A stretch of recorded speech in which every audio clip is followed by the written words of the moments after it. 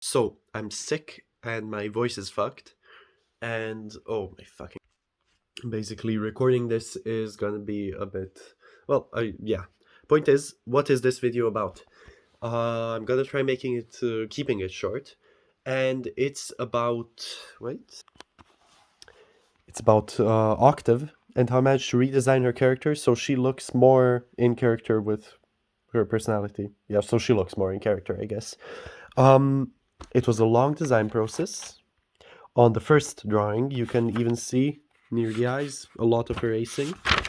The other side, it almost cut through the paper. That's why I had to start on the new drawing. And the point is, how many times did I redraw the eyes? If we consider every time I erased a lot of stuff I redraw, I redrew them over 30 times at least, maybe more. Not that much, but pretty horrible considering how easy it is usually for character designs. Now, what was the issue? The main issue is her personality and her looks were completely mismatched. I did not have good drawings of Octave before. I always had a different way of drawing the eyes, and the eyes show a lot of basically they dictate a lot of what her facial expressions are gonna say, so they needed to be good. And it isn't an issue for most characters. I managed to figure out Arid's eyes really easily, Car3's eyes a bit more easily. For other characters, I generally just experiment a little bit and find something, but for her eyes, it was really difficult, and she's quite a reoccurring character, so I had to fix it. Point is, what is her personality like? She has a really simple base personality and then a whole bunch of quirks to it, which don't really fit it, but that's what kind of makes it interesting. She is kind, and she is kind of calm, I guess. She isn't particularly panicked or paranoid or anything like that. She can have emotional outbursts, but they're very human. They're not particularly paranoia driven or anything. She she's very grounded, and she does ground other characters too. That's also very important. I mean, she does basically save Aerith from some really stupid decisions near the later midpoint of the story. Point is, she has the kind base and the quirks, which are, first off, she sometimes is very non-confrontational, but from a kind of, I guess, selfish view, she doesn't want to get herself involved in stuff that could possibly be bad, and sometimes it can really be detrimental to others. The main character, actually, the time he's beaten up by Zappo in chapter 9, I mean, she stays back, and that's completely understandable. But when Oliver tries to help, she's like, "No, no, let him learn. It's better this way." But she says it even loud enough for the main character to hear, and it's a bit fucked up. And the story doesn't brush over this. The main character does confront her later, and he's like, "Why the fuck did you do this?" So it isn't an unaddressed thing. Point is, another quirk of hers is she sometimes does she does a little trolling. She likes to embarrass people, especially she likes to say really stupid stuff in public, and it it's it's a bit of a recurring thing, but yeah. But still, the main trait is that kindness. Now, second thing, characters in basically generally in anime styles, they have a very cat-like appearance, and it might not be apparent immediately, but I'll show it through this image. So we have Zappo looking angrily at Arid, who's minding his own business. It's a very quick sketch, not too many details, and they look kind of weird. But whatever, it's just a quick drawing for the script, so I shouldn't technically even be showing it. But if we look at Arid's face, which is at a profile, so it's a good example, we can see that his nose doesn't look like a person's nose. And his eyes, of course, also kind of look weird from a profile. It's fitting for the. If we look at the front and the side, it doesn't make sense. But if we compare it to a human face, it's of course very different. And this is, of course, because the style is cartoonish. But this nose shape and the eye shape are very similar to what you see when you look at a cat's face from the side. And this is something that I believe is somewhat intentional in a lot of anime styles, but the outskirt style, which is stylized to quite a certain extent, actually amplifies this quite a bit. Now, there is another thing which is connected to this whole story, and that is that characters in outskirts also have partly in terms of looks, but also in terms of like personality, they're basically often really similar to a certain animal, or at least elements of that animal. It isn't anything like important to the plot or stuff like that, but it's just like a cool detail I try to add. And for Eridan Car 3, it's easy. For Car 3, she's basically meant to have like the character of a cat, I guess. And it's not that like exaggerated, it's not that easily seen. It's she doesn't have a very revealed personality until like later on. It takes a while to actually like find out stuff about her. And that's a big step up from her not having a personality in the slightest, which was really fucking stupid. But the point is, she's kind of like a cat. I mean, chapter 31 or maybe 35, what basically you know the I am the cat this time chapter, that one. That kind of like plays into that. For Arid, even if we look at him built behind like fucking layers and layers of gear, it is kind of like apparent he has some things like he's kind of connected to like also a cat. He has like the thin cat eyes and stuff, but his main inspiration wasn't a specific animal. It was just like a terrified animal. I wanted him to have like that scared look, like oh no, and I wanted it to be like like here. Wait, we can see like first off, car 3 getting robbed, and she's like just yeah. Okay, and she's clearly like scared, but she isn't panicking. Then we have Harry just not doing anything, and he looks like he knows he's going to like die soon, and he's not ready to fucking stop living. And it's so stupid, but that's like the animal connections. So how is what is Octave connected to as like what's her basically archetype animal, I guess. And they thought about this for a while because they didn't think about it before. And I'd say the most fitting one is probably something like a rabbit, a bunny rabbit, not like the scary rabbit. Um, and I knew she had to look like basically fluffy, that she had to look not dangerous and stuff. So I had to think of how to translate that into visual design. Now, first off, basic shape theory. Rounded shapes everywhere. Yes, not drawn here, but everywhere. She's not like fat. She is on like the slightly heavier side. I wanted it specifically to be on the border of Unai's. She's not just skin and bones, but like on the edge of that, and her being like a little bit like the point of like being overweight, where it stops being like a bit kinky and stuff and starts being uh, not really a health concern. It's not nearly far enough on that, but I wanted it to go to like slightly past like the it's just a peeling point, so she doesn't just seem like she was specifically made to be like ooh cool hot character in a story or something, even though there's like still plenty of that. Now onto the eyes, as I mentioned, I hope I mentioned because I re-recorded this like 20 fucking times. The eyes, they basically show everything in terms of like expression. They are gonna dictate a whole bunch of it. Like that's the thing. I thought it was an issue that I had. Oh god, I usually pause the recording for this. Let me find it. I usually like have to figure out how to show expression under like a whole bunch of layers of gear. But I realized the eyes are enough to do that. The context like takes care of everything else. Like Top Gun had to remove the masks for the pilots and stuff. But for situations where I absolutely need these like terrible death machines of breathing apparatuses, that it's fine to just have them cover up the character's face when the eyes and the context are gonna basically tell the rest. So eyes are important. That's the conclusion. How are these eyes going to actually translate her personality?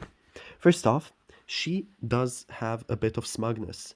It's not exactly a full on smug expression all the time, but it is a part of her. It is something she has. It connects to like her somewhat comedic personality and that bit where she does like uncomfortable jokes for in like public and stuff.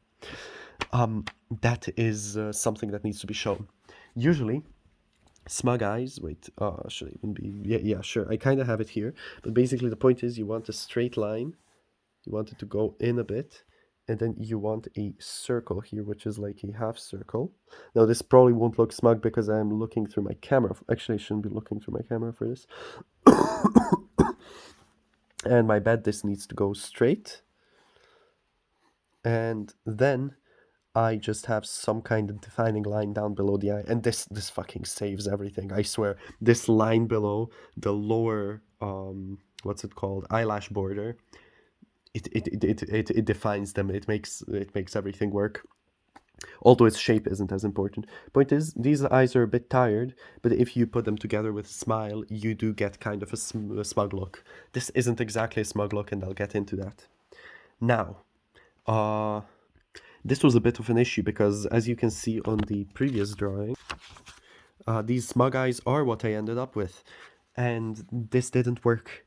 So, how do I fix the smugness?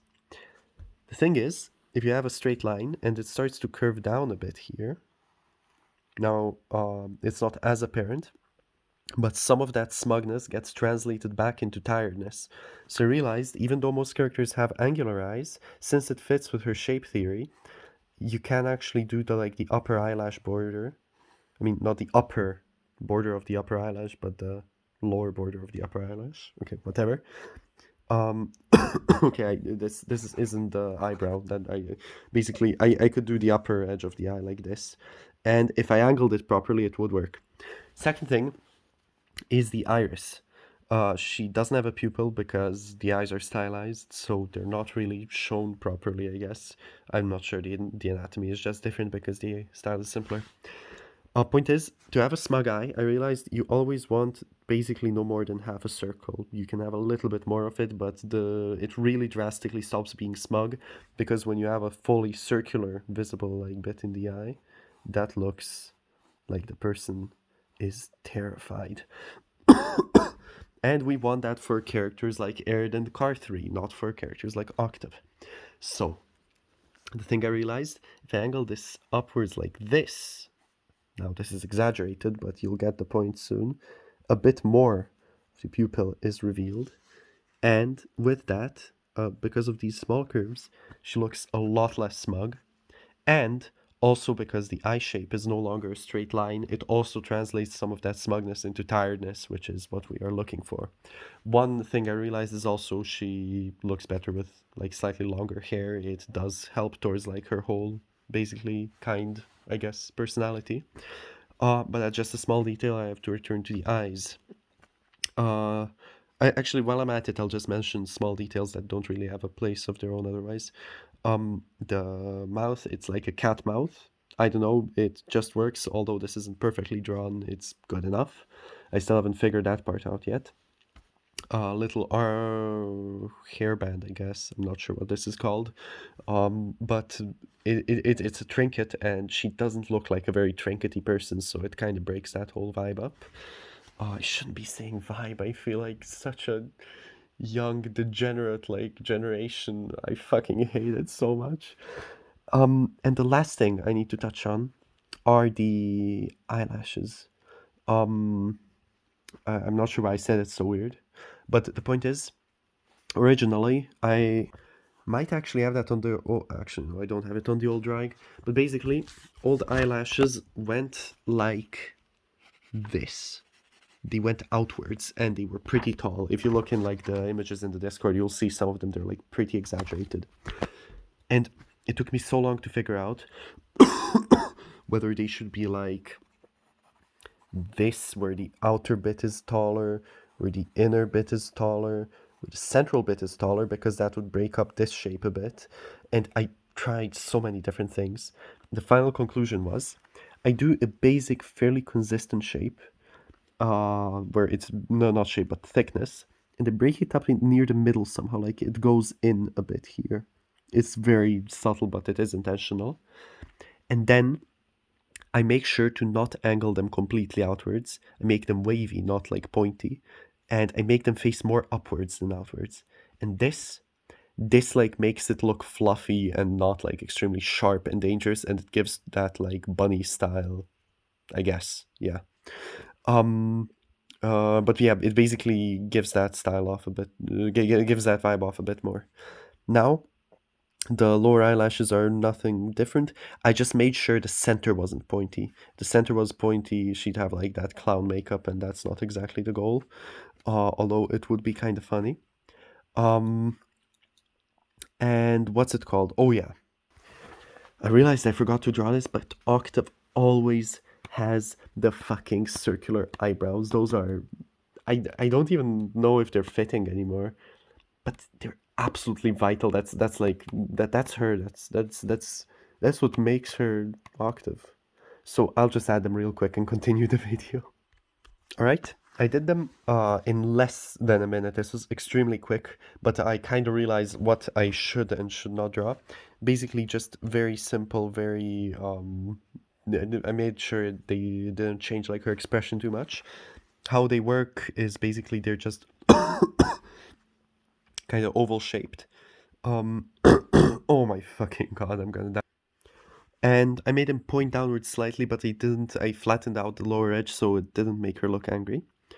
And and they basically just give her also like a very fluffy vibe.